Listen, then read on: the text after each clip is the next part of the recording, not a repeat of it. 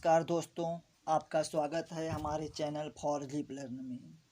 आज हम programming language के ऊपर बात करने जा रहे हैं कि प्रोग्रामिंग लैंग्वेज क्या होती है और इसका प्रयोग हम किस प्रकार कर सकते हैं। तो सबसे पहले हम देखते हैं कि प्रोग्रामिंग लैंग्वेज क्या होती है। तो ये बात करते हैं। कंप्यूटर लैंग्वेज मतलब एक प्रकार की भाषा। जैसे एक व्यक्ति किसी दूसरे व्यक्ति से बात करता है, उसे अपनी बात समझा सकता है, वो जिस भी तरीके का उपयोग करता है उस चीज़ को हम वहाँ पर बोल सकते हैं भाषा।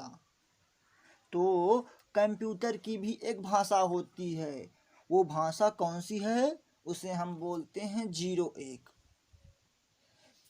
तो प्रोग्रामिंग लैंग्वेज में आप समझ चुके हैं कि प्रोग्रामिंग लैंग्वेज क्या है, कि वो एक भाषा है जिसके माध्यम से हम कंप्यूटर से बात कर सकते हैं।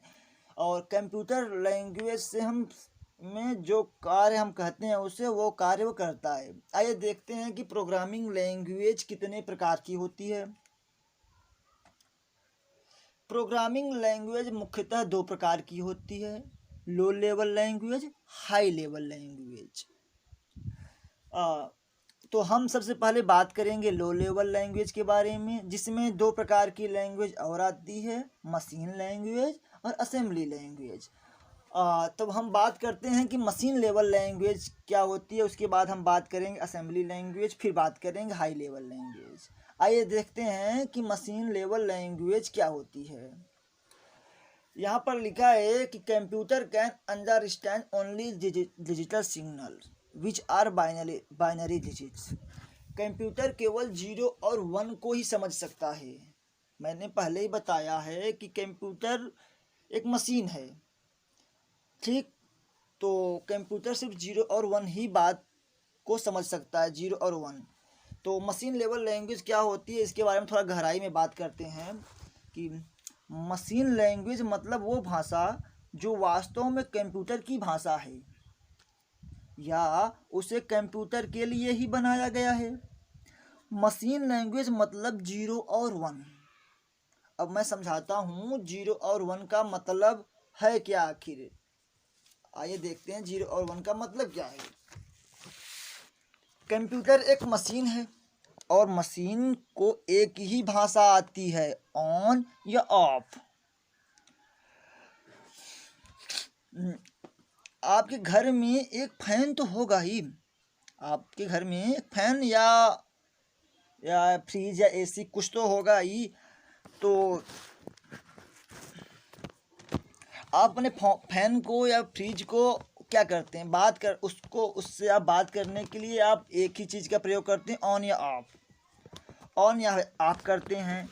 तो फैन से आप एक ही तरीके से बात कर सकते हैं, ऑन या ऑफ की मदद से।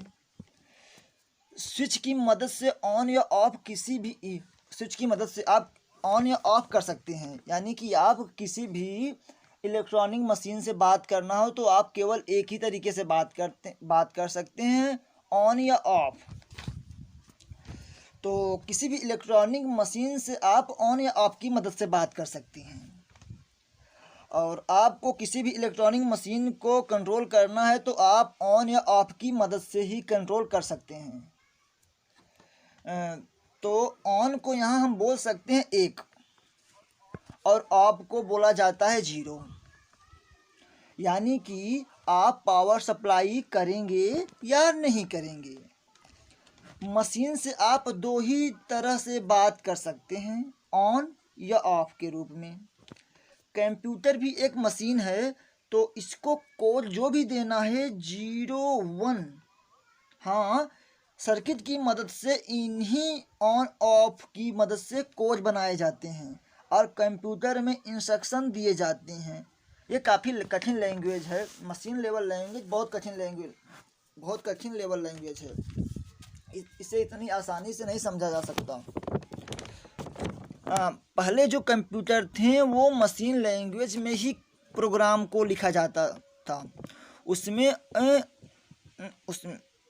पहले जो कंप्यूटर थे वो मशीन लैंग्वेज में ही प्रोग्राम को लिखा जाता था उसमें। और मशीन लैंग्वेज में रीड राइट किया जाता था, लेकिन बहुत ज़्यादा डिफ़िकल्ट था। तो मशीन लैंग्वेज ह्यूमन के लिए रीडेबल नहीं है, इसे हमें कन्वर्ट करना पड़ता है हमारी लैंग्वेज में, तब जाके समझ आता है।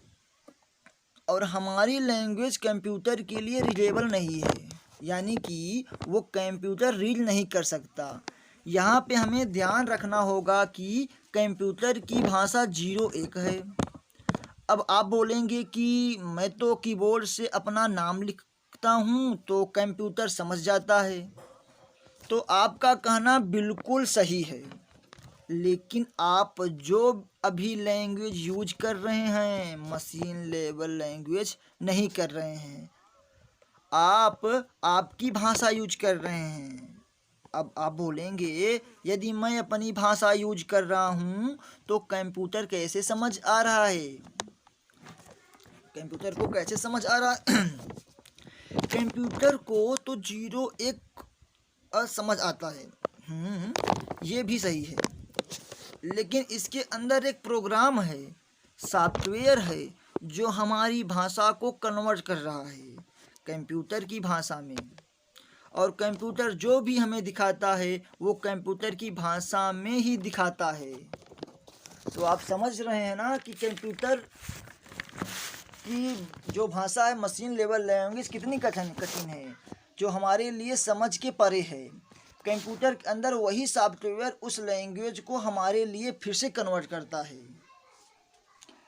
तो जैसा कि आप अभी हमने बात किया मशीन लेवल लैंग्वेज के ऊपर काफ़ी विस्तार में, तो आप मशीन लेवल लैंग्वेज समझ गए होंगे कि मशीन लेवल लैंग्वेज को मैं एक लाइन में कहना चाहूँगा कि ये computer can understand only digital signal, computer केवल 0 और 1 समझता है, जिसे समझना ह्यूमंस के लिए काफ़ी कठिन है। अब बात करते हैं हम assembly language. Collection of numeric is called होना चाहिए यहाँ पर, is called assembly language. Assembly language एक ऐसी कोड या लैंग्वेज है जिसकी मदद से कोड के समूह बना दिए गए हैं, यानी कि पहले के टाइम पे 0-1 में निर्देश देना काफ़ी कठिन था, तो उसके बाद ले आए असेंबली लैंग्वेज। असेंबली लैंग्वेज क्या है? ये है collection of mnemonic is called assembly language, यानी कि आप निमोनिक्स को मिला दीजिए, उसके कलेक्शन को क्या बोलेंगे? Assembly language. तो असेंबली लैंग्वेज भी काफ़ी कठिन है ये, लेकिन फिर भी ये मशीन लेवल लैंग्वेज से थोड़ा आसान है। ये देखिए जैसा कि MOV, ECX, EBX, लेकिन इसको आप अपनी भाषा में नहीं समझ सकते। अभी हम जो यूज करते हैं वो हाई लेवल लैंग्वेज यूज करते हैं। आइए देखते हैं हाई लेवल लैंग्वेज क्या है। These are English like language, so it is easy to write and understand the program of high level language। यह इंग्लिश लैंग्वेज की तरह होती है, इसे समझना बहुत आसान है। हाई लेवल लैंग्वेज मतलब जो ह्यूमंस के पास, यानी कि प्रोग्रामिंग लैंग्वेज जो ह्यूमंस के पास है, प्रोग्रामिंग लैंग्वेज क्लोज ह्यूमन, उसे क्या बोलेंगे हम? High level language.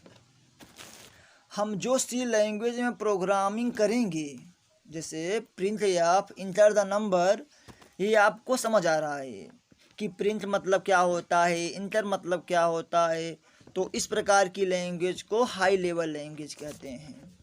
तो आप समझ चुके होंगे कि प्रोग्रामिंग लैंग्वेज क्या होती है, और हम जो प्रोग्राम बनाएंगे वो हाई लेवल लैंग्वेज में ही लिखेंगे इंस्ट्रक्शन।